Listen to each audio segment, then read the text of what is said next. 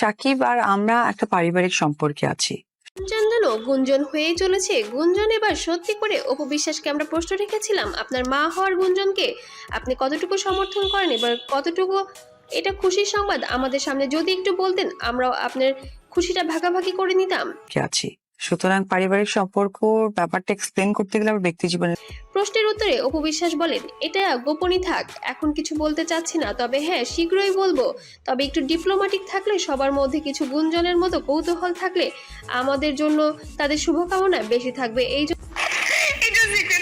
আমি সব জানিয়ে দিব, একটু ডিপ্লোম্যাটিক থাকুক। বড় আপনজন, আসলে আমি স্পেসিফিক নাম বলতে চাই না, ব্যক্তিগত কোনো ব্যাপারগুলো খুব একটা আমি আনতে চাই না। ঠিক আছে, জানিয়ে দিব কি হতে পারে জন্য এই বিষয়টা আমি এবার হাইডি রাখতে চাচ্ছি, কিন্তু অতি শীঘ্রই আমি আপনাদের অফিসিয়ালি জানাবো।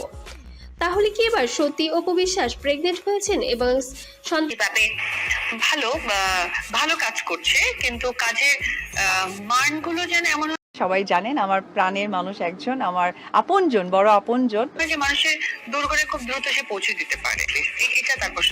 সিলেকশন গুলো আর একটু, উনি অনেক বুদ্ধিমান, আর একটু প্রপার ইউটিলাইজ করলে আরো ভালো জায়গায় চলে যাবে। এটা আমার তার কাছে প্রশ্ন। সন্তানের বাবা হিসেবে ঢালিউড সুপারস্টার সাকিব খানই হচ্ছে তার বাবা, এবং সন্তানের বাবা হিসেবে সাকিব খানকে এবার কি ঘরে উঠে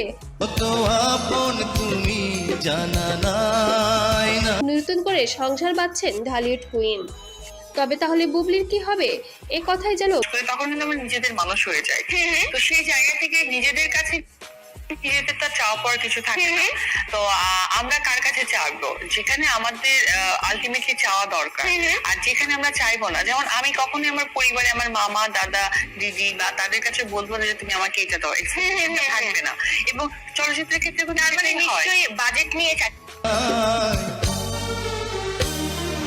তোমাকে চাই শুধু। বুবলি অজ্ঞান হয়ে এবার মারাই যাবে, তবে তাতে অপুর আর কোনোই যায় আসে না, কারণ কাবাব মে হাড্ডি হয়েছিল বুবলি। তাদের সুখের সংসারে বাধা হয়ে দাঁড়িয়েছিল শবনম ইয়াসমিন বুবলি। এই জন্য এবার উচিত শিক্ষা দিবে শবনম ইয়াসমিন বুবলিকে অপু বিশ্বাস।